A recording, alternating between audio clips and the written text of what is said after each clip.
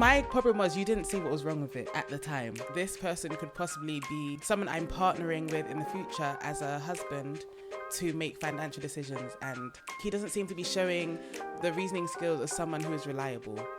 Obviously, I'm not saying like I'm the most reliable person, but I need something to work with, because if I want to be better, I need to have someone who also wants to be better.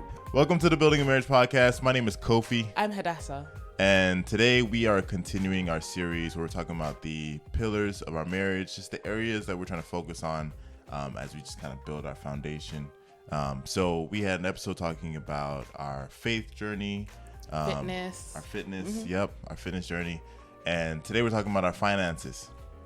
So we're talking about past, current, future, and we're just going to kind of have just a conversation. And this kind of helps us just reflect on the past, where we were with our financial mindset, and also kind of just think about what we're doing currently, and set some goals for the future for our marriage, because finances are so important. It lays a foundation for us for how we are able to raise our future children, or even contribute and impact our community as well. So we're gonna start out with the past, like single life. Before getting married, like what was our mindset around money, finances? Like what was our financial situation? So yeah, we're diving in. I think growing up, we didn't have a lot of money, and I always knew, okay, money is not abundant. We have to, just keep track of what we have and not waste what we have. So I just know, whenever I'd go to the store, because you're growing up, you grow really quickly, you need to get clothes. So whenever I'd go to the store with my mum, the first thing I'd look at would be the price tag. I wouldn't look at the style or anything. I'm just, okay, this is within a budget that I think would be okay. And it's not necessarily that she or my dad communicated that to us, but it's just okay, I know we do not have money for this. I knew none of them had jobs with excessive salaries. So, and I think I did ask them one time how much we made as a family. Not me, I didn't have any job, but just to know, because I think I was wondering what's going on here, what are we working with?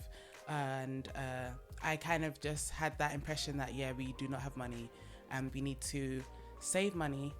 And then so growing up, I was always conscious of that, just don't spend excessively. I think the most thing I spent on was travel, because I'm from London, and just traveling on transport, you have to pay for the train, otherwise I can get fined or whatever. So that, and then moving to America, I was kind of more on my own. And then when I moved to America, my dad had already passed, but then later my mum passed, and now it's just okay, I have no one else to really depend on. In my mind, obviously I have family members, but I think because I was younger, in my mind, no, I'm just on my own.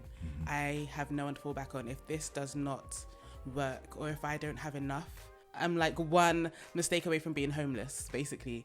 So I am definitely a saver, do not spend on frivolous things like clothes. I have clothes on my back. I don't need more.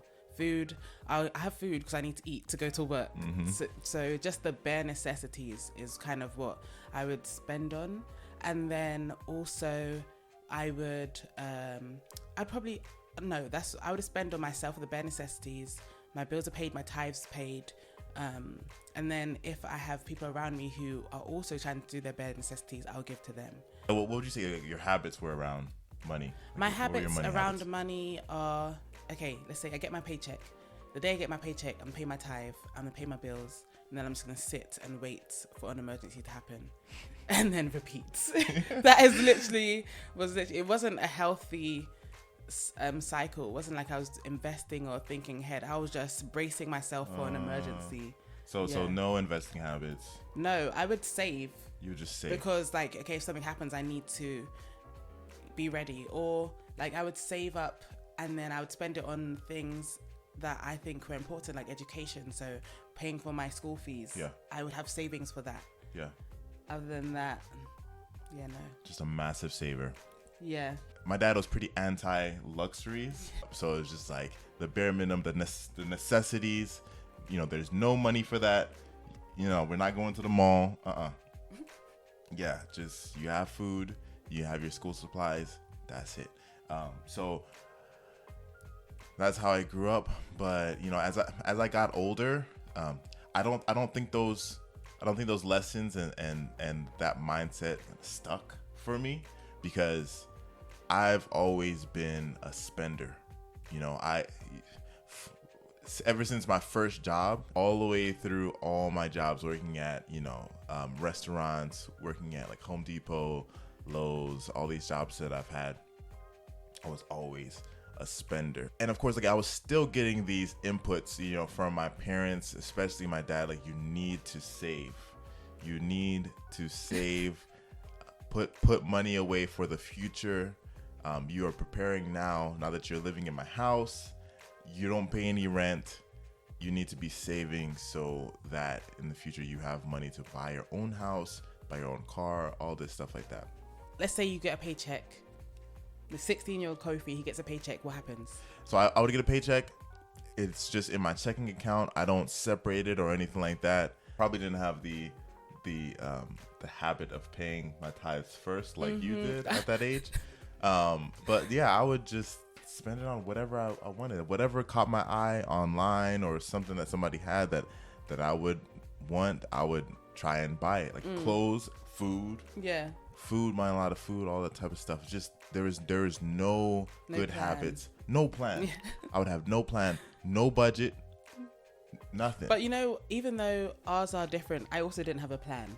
Yeah. So we're like, that's true. We're just, my way isn't like necessarily better than yours, or my old way wasn't better than yours. It just looked more responsible, but really I had no plan. It was just like stocking up.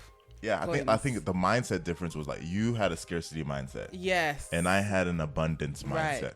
I remember thinking that money didn't really matter to me. Wow. If somebody needed money, take it. Like, yeah, I don't common too. Yeah. I don't know where that came from. I don't know why I was thinking that, but just like, hey, take it. That's fine. It's okay. Yeah. I mean, it's a good trait to have, but in hindsight, it's a good one for plan, because you can't be giving away your rent, you know. Yeah. Not that you were giving away your rent. I think it was because I was living at my parents' house. Yeah.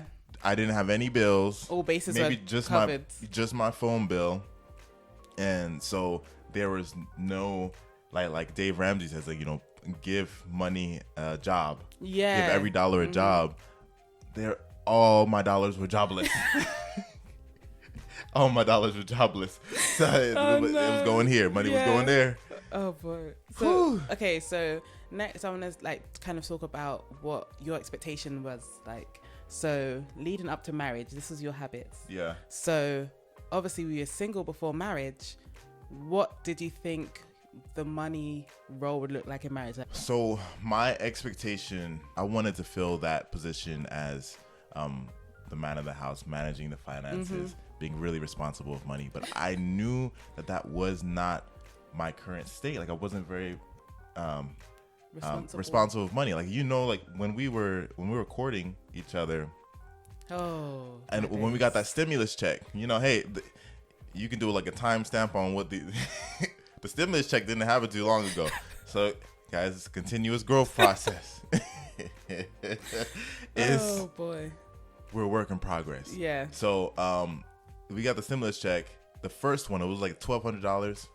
And at that time, I was trying to be a personal trainer. You know, I had maybe like 2 or 3 clients at the time. Yeah. And, you know, as a personal trainer, it's really important to have content online, Instagram, you know, showing your workouts and stuff like that. And I was following a lot of CrossFit trainers and athletes, and they would be on these cool assault bikes. There's called these exercise bikes. There's one from Rogue called the Echo Bike. It is it's matte black. Matte black is my favorite color. I love anything that's matte. A matte black lint roller. I'm in the line to buy it. You know, I love matte black. It was like $800. It was $800, $900 on sale. It was on sale. Yeah, it was for like $800. It was like a July 4th, like Independence Day sale that they always do every year. Right. And they marked it down maybe like $100 or $200. Yeah. And I bought it faster than you can imagine. Like, okay, so he was texting me at the time. Obviously, we're not married. He was texting me saying, "Oh, I see this. I'm like, okay, I don't think it's a great idea." I'm texting him, and in my mind, this is a conversation we should have in person. I should have communicated that. Yeah. But I was like, okay, I'm gonna see him later today. Yeah. So I'll just talk to him about it then. By the time I saw him, like 2 or 3 hours later, that thing was already, he had the receipt. Yeah. He had given the shipping information. It was on the way. On the way. So how this happened was, I don't know if I was texting you at the same time that I was looking at my shopping cart, but somebody had there was like an influencer online who said, "Hey, Rogue Fitness they're putting on their promotion for this, for all their inventory. They have a lot of sales." And I was driving at the time, and I saw that on Instagram. Don't text and drive. Yeah, don't text and drive. Don't shop and drive. Don't shop and drive. Again, we're a work in progress. You keep saying we. Okay, so yeah. I was driving, and in my mind, I'm like, I'm just gonna buy this as fast as possible. Like I'm gonna buy this before I get home. I don't know what that meant. That's the enemy. No. Hey. No. What kind of spirit is that? There was no time. I mean, I had maybe the whole week to buy it. Like literally, because those sales last a while. And we live in a small town. It takes less than 15 minutes to get to most places. Yeah. So that means within probably 8 minutes, this decision was made. Yeah. And that was my mindset too. Like, just instant gratification. Just do it now, figure it out later. Mm-hmm. Like, I always had a mindset of, money's gonna come. Some way, somehow, I'm gonna make this back on the back end. I'm gonna get this back, and we're gonna replenish this money and figure it out later. Fine. Yeah, but yeah. So yeah, but I bought the bike. It came. Hadassah was side-eyeing me the whole time, throughout the whole. Absolutely, because I'm like, in my mind, this is a very unwise, very quick, just rapidly foolish decision, and this person could possibly be someone I'm partnering with in the future as a husband to make financial decisions. And in my mind at the time, like, he doesn't seem to be showing the reasoning skills of someone who is reliable. So, and obviously I'm not saying like I'm the most reliable person, but I need something to work with, because if I want to be better, I need to have someone who also wants to be better.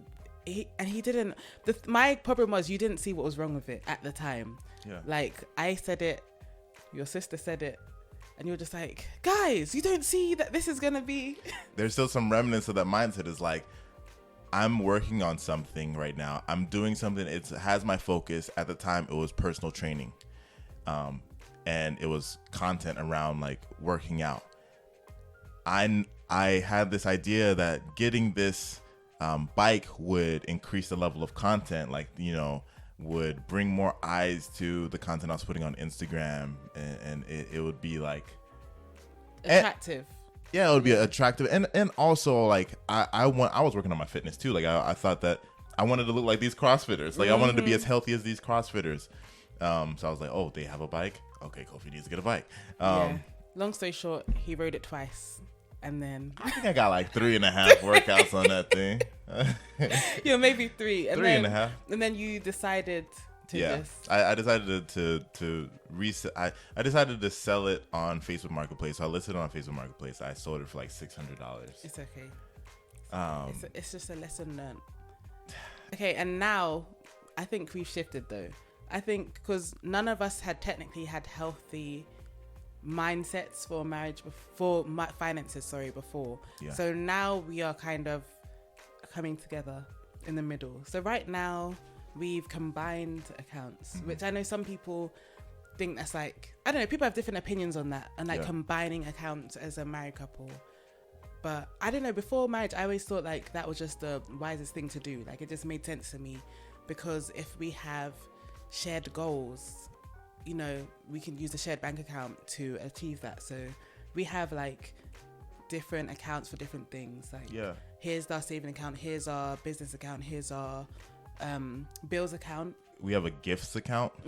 Just like if we need to give someone a birthday gift or buy a birthday gift, and we also have a giving account. You know, because we want to set aside a certain amount of money every month to just be a blessing to somebody. Buy a homeless person a meal. We can tap into that account. Right. And we also have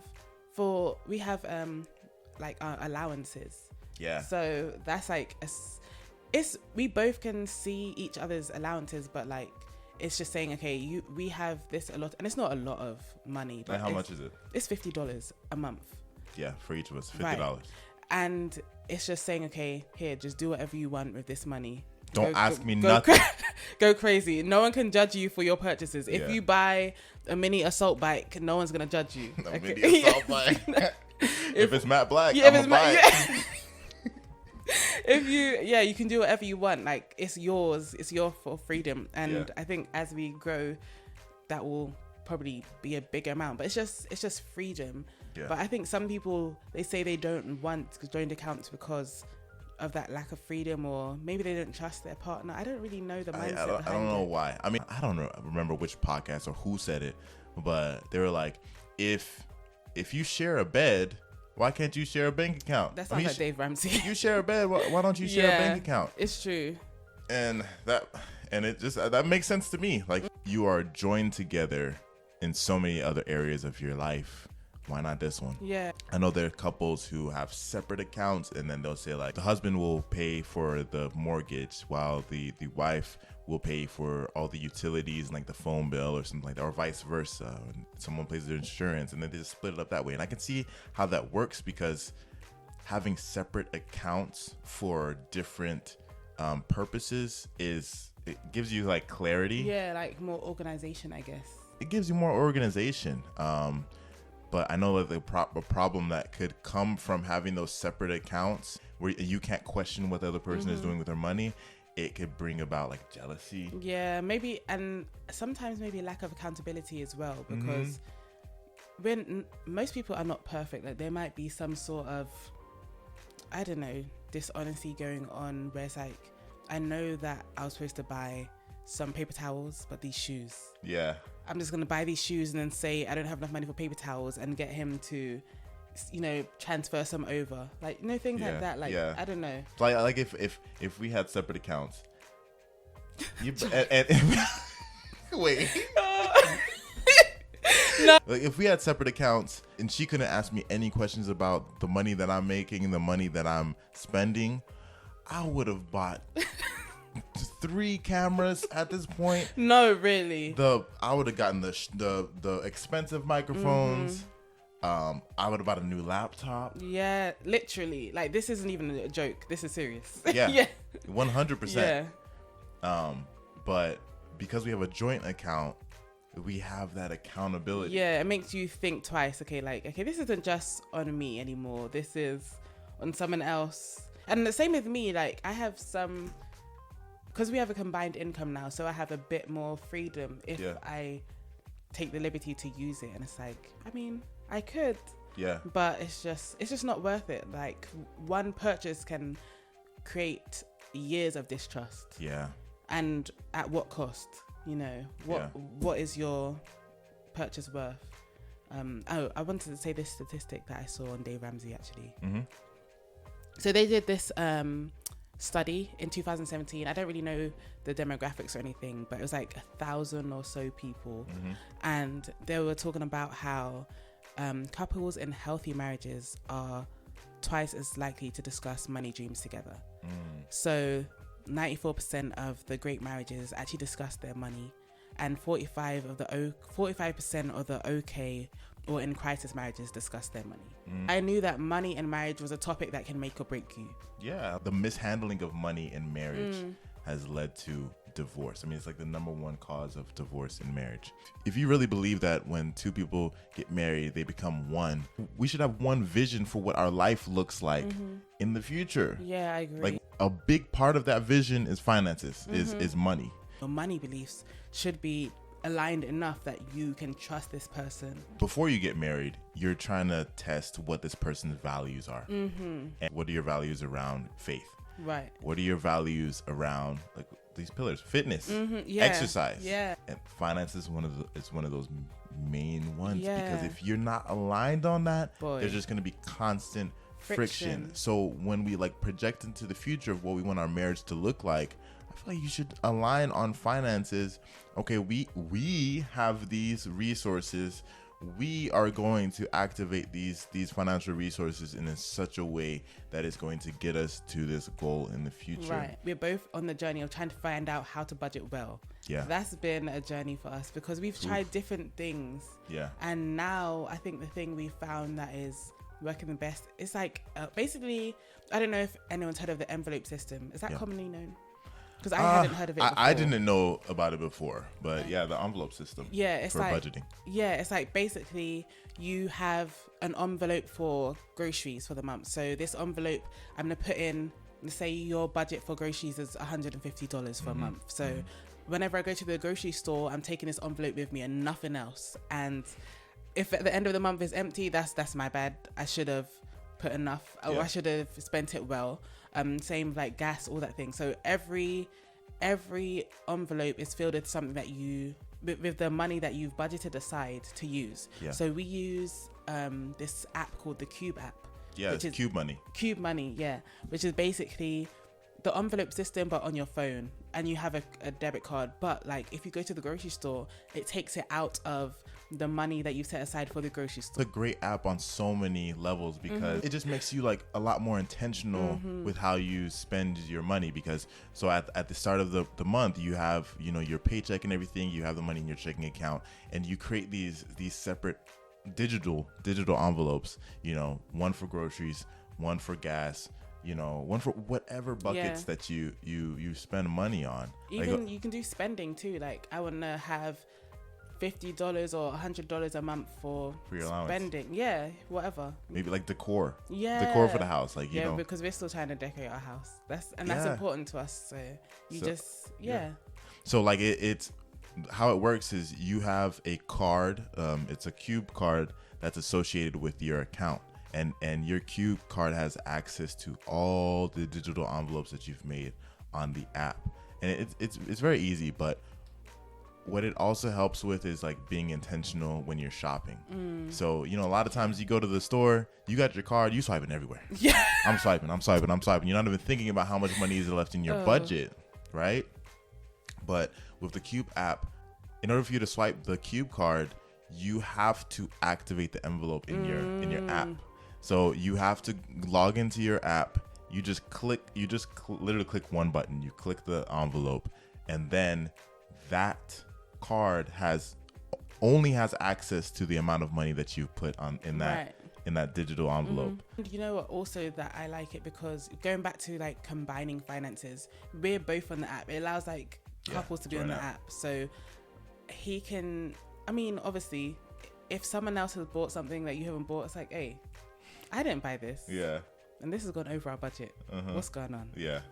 So it's just good accountability. So I think that's been working for us because we tried Excel budget sheets. We tried, what else did we try? We just tried no budget sheet. We have it in our mind. We tried paper, and and I'm not saying that those don't work. I mean, plenty of people just use an Excel spreadsheet and they kill the game. They are financially independent and financially free. And we just haven't found that flow that works for us.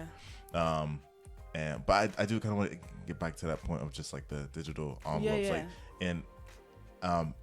it teaches you to pause. It teaches you to pause and really take inventory of what you actually have access to in terms of your finances. So when you have that grill, or you have those headphones that you're trying to tap into the grocery budget for, you say, oh, I'm on the grocery budget, I have to go to a different envelope. But you look at your digital envelopes, you didn't make an envelope for electronics. You didn't make, so you're like, all right, let me chill. Maybe maybe this isn't a good idea. And that like, but if you were just using a regular card, yeah, it's I'm getting those headphones.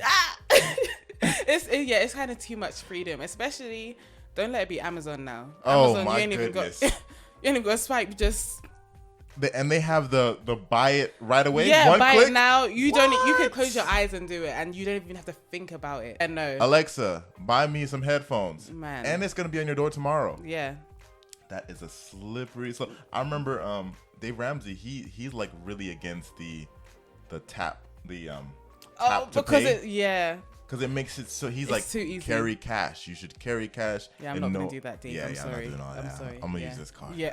I'm gonna use the Cube app. I'm gonna use the Cube app. Yeah, right? sorry. But yeah, because it's just like the faster it is to make a transaction, The less you think about it. the less you think about it, it's a slippery slope. So yeah. But yeah, so that's where we are now. So let's say in the next 5 years, where are we gonna be? The next 5 years, I mean, just let me say that again. yeah. So in the next 5 years, financially, where should we be? In the next 5 years, we should have definitely bought our first house together. That's a financial goal. And we should have had a significant down payment. That's what we're working towards now. Yeah. To just cut back on the interest rates early on. And also, God willing, I'll be in medical school. We should be making significant contributions to lower the loans that come with that, so that we are ahead of the game when I get out. Yeah, definitely. I don't want to let those medical school loans sit at all. Yeah. Or focus on paying down debt. There's at a certain point I was trying to do, paying down debt And as well as investing. But it's just I realized that it didn't really make sense. It's because it wasn't just the debt and investing. We were also trying to save. Yeah, all three of those at the same time with our income just was not feasible. Yeah. It's just with the debt, there's interest on it. So if you're not the slower you're paying that down, the more money you're taking from the debt to invest, like the more interest, the more your debt balance is gonna go up. So I'm just like, right now we're just totally focused on knocking out the debt that we have, and we don't have a crazy amount. Praise the Lord. We have like a little bit of consumer debt, and we have, of course, like my student loans. My student loans are I have like 18,000 student loans. So trying to knock that out, and then we can kind of shift into investments. But of course, we still do our 401k contributions. We contribute to the 401k, and that's the extent of the investing that we do right now. Just strictly paying down debt. But yeah, in 5 years we're gonna have all our debt paid down. Absolutely. It's crazy because in 5 years I could be in my last year of medical school. Yeah. And that's so quick to me. 5 years is like round the corner. Yeah, it really is. Yeah. It really is gonna be here before we know it. Yeah. So I don't know, because when you said that we'll have most of our debt paid, I'm like, I might have loans. I might have some student loans. How can we shift our mindset to the end goal is we want to graduate from medical school debt free. How do we reverse engineer that to this point? So that could look like, looking at what scholarships are out there, doing intense research, maybe like 30 minutes a day, looking for scholarships, tapping into our network of people who are in medical school. What scholarships are out there. We get those scholarships. Boom, that takes a chunk out of it. And also on my part, I'm on the school website and I see the tuition that's needed for medical school. And I'm like, okay, all right, let me factor that into my goals for how much income I want to make. If I make a job transition, I need to factor in this tuition payment because I know I want to cover it. Or I pick up a side hustle, I pick up a second job, or just something. Yeah, or even me in the summer or something. The summer, I'm just trying to how do we shift our mindset to not just accept what everyone says? No. Yeah, it's true. I want to be the exception. Yeah, like Kofi's catchphrase is, "Who said that?" Who said that? Yeah. This is from Kobe. This is Kobe Campbell. I just remember one of her podcast episodes on her podcast. I think it was titled "Who Said That." I feel like I listened to that one. Yeah, it was "Who Said That." Like, who said that we have to have medical school loans? Maybe that's the status quo, but who said that that's the case for me? Well, us. Yeah, it's true. So I think that's just an It's amazing freeing. mindset to have. It is. For everything. I need to know exactly the reasoning behind what you're telling me I should do. I think that's just critical thinking. Like, I'm not just gonna take what you're feeding me. No. I'm gonna look at it. I need to understand why before I do it. I mean, that's just like self-preservation. I feel like I can't just be, oh, you're doing that? All right, let me. Yeah, right. Wait, you're getting into, okay, let me just, no. It's true. If it doesn't make sense to me, I'm not going to do it. So Yeah. projecting way into the future, the big goal is to retire early, to be financially independent. And there's a plan that goes along with that. What? Yeah. We need to sit down and really just flesh out that plan. Absolutely.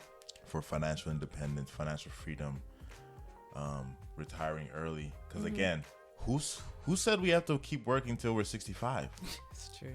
Who said that? And also another thing is like, I really feel like if somebody else did it, I can do it. Yeah, like same. The blueprint is right there. There are thousands of people out there who graduated medical school without a dime of debt. It's true.